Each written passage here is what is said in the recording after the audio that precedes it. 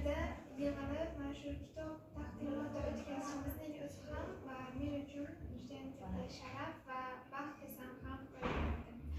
Avvalambor mana shu Dilda bahor mavjlari nomli ijodim ilk namunasi bo'lgan kitobimning dunyoga yuz ochishida ustozlarim va ota-onamning hayotimda, ijodimda o'rinlari nihoyatda katta.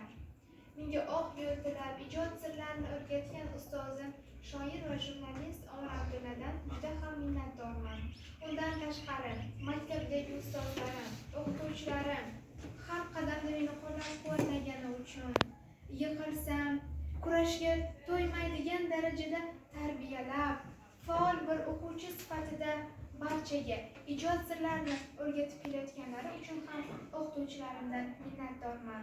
Kitobim haqida ozgina gapirib beradigan bo'lsam, bu kitobim qiziqishlarim emas, nafaqat ijodni boshlagan vaqtlarimda yozgan ilk she'rlarim desam ham bo'laveradi.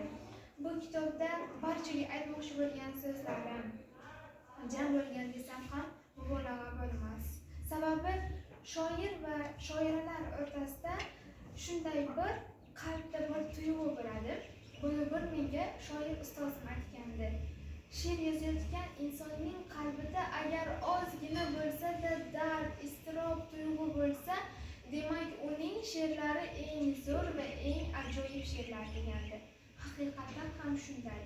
Birovga ozgina bo'lsa-da ilm, ziyo ulashmoqchi bo'lsangiz, sizning qalbingizda o'sha tuyg'uga nisbatan nimadir bo'lsa, siz albatta ko'zlagan maqsadingizga erishasiz.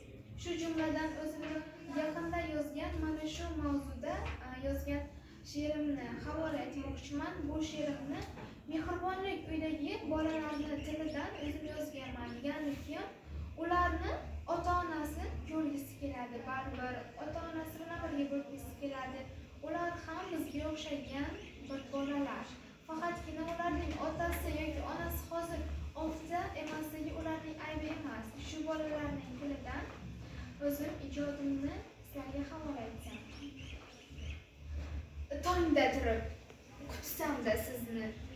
Dunyo kezdim, topmadim netay. Murg'ak qalbim bo'zlar bir so'zni. Men dardimni kimlarga aytay? Sog'indim-ku bosgan izingiz, nurli yuz u shirin so'zingiz. Qiyin ekan yashamoq sizsiz, yig'layman-u ovozim unsiz.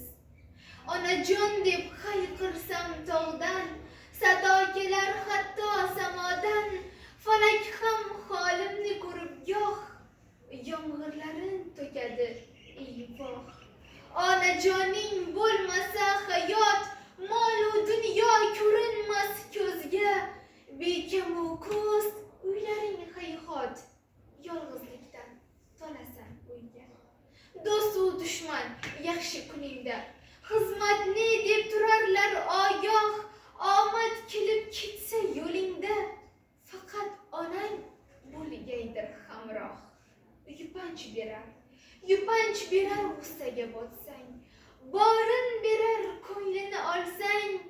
Issiq taftiga emas mehrga isinadi onalar bilsang.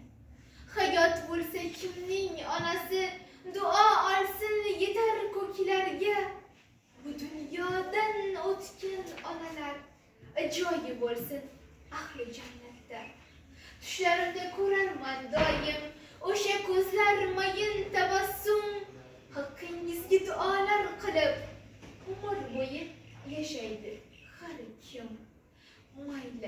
Mayli ko'ndim taqdiri azal, demak shudir bitilgan qismat. Shoir